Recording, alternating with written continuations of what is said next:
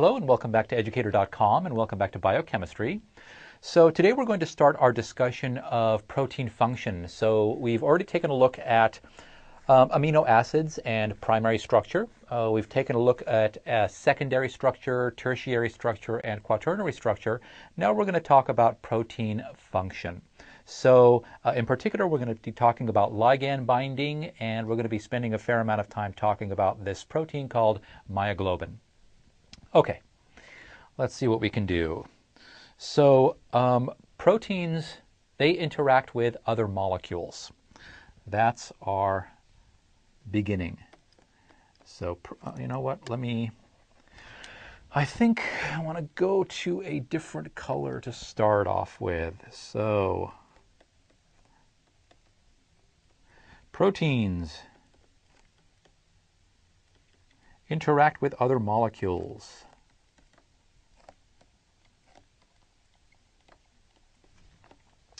Let's define something called a ligand or a ligand. Depends. A lot of people pronounce it ligand. I prefer to pronounce it ligand. Any molecule, excuse me, that binds, and here's the key word, reversibly, that binds reversibly to a protein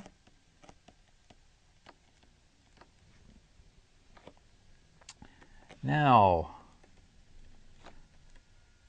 this can be any molecule.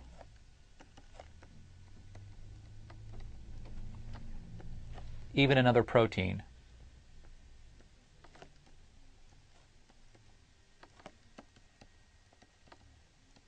Even another protein. That's it. So a ligand is any molecule that binds reversibly to a protein. Now, the binding site, it's exactly what you think it is. The binding site, it's the place on the protein. The place on the protein.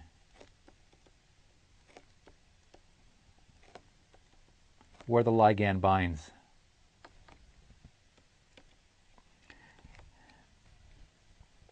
Okay, now, a protein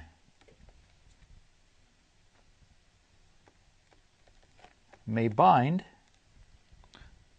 several ligands at several sites. So again, we're not putting any restrictions on this. We can have one binding site, two binding sites, 37 binding sites, whatever is necessary for that protein to function and do what it does. Protein may bind several ligands at several binding sites.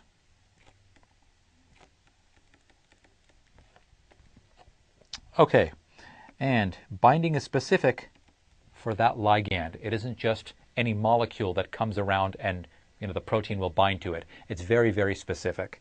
So binding is specific for that ligand.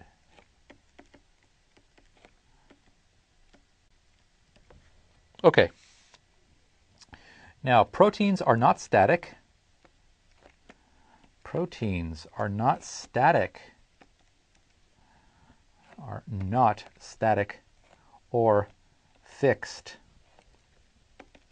They are very, very, very flexible.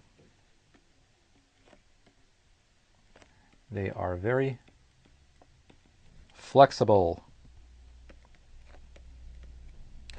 Well, I'm not going to repeat that they say that they definitely move. They definitely move. I mean, we know that. They're very, very flexible and very, very accommodating to different things. Okay, now, when a protein changes conformation,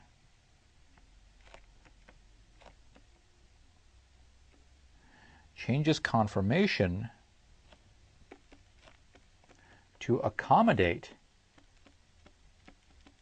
the binding of a ligand,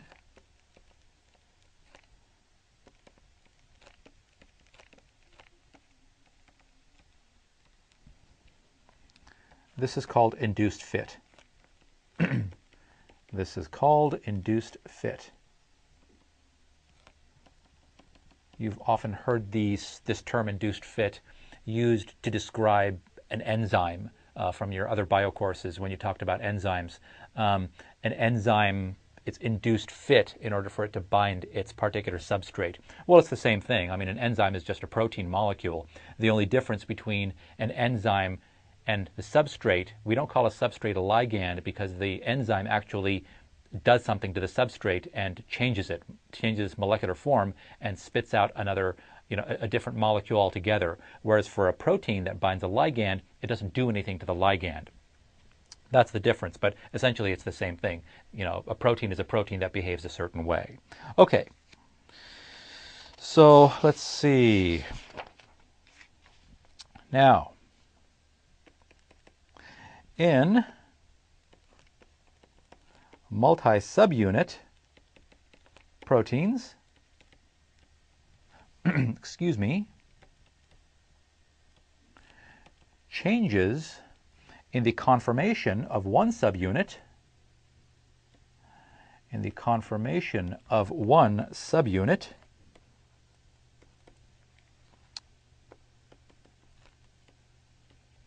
will cause changes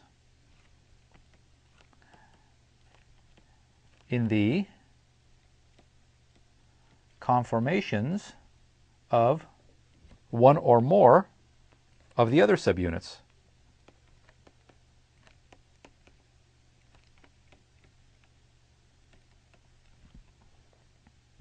Okay. Now, as we said before, enzymes are a special class of ligand binding protein. So again, not all proteins bind ligands. The proteins that do, they're called ligand binding proteins. So enzymes are a special class of them insofar as the ligand that they bind, they actually do something to it and then release it. Whereas for a normal ligand binding protein, it interacts with that ligand and then the ligand just leaves.